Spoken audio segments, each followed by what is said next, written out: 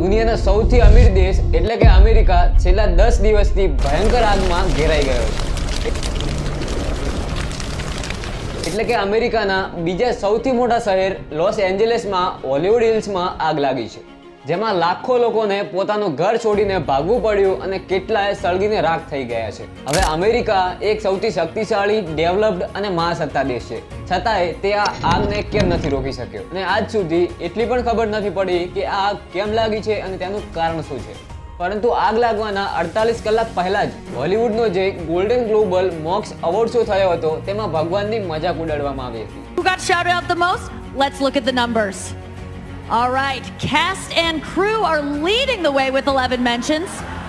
Moms are holding strong with 3 shout-outs. God, creator of the universe, 0 mentions. And Mario Lopez, host of Access Hollywood, 1. All right. એટલે કે અપમાનજનક ટિપ્પણી કરવામાં આવી હતી। તમને શું લાગે છે કે ભગવાનના આ અપમાનના કારણે જ આગ લાગી છે? કમેન્ટમાં જરૂર જણાવજો। સેમ આવી જ રીતે ટાઇટેનિકના જે કેપ્ટન હતા એમણે પણ કીધું હતું કે આ જહાજને ભગવાન પણ ના ડૂબાડી શકે, અને પછી એ જ ટાઇટેનિક અત્યાધુનિક સુવિધા હોવા છતાં પણ ડૂબી ગયો હતો અને કેટલાય લોકો મૃત્યુ પામ્યા હતા। ભગવાનને ચેલેન્જ આપવાનો રિઝલ્ટ આપણે જોઈ શકીએ છીએ। આજે ભલે માનવ ગમે એટલી ટેકનોલોજીનું નિર્માણ કરીને ગમે તેટલો આગળ વધી શકે, પરંતુ ભગવાન સામે ન જીતી શકે।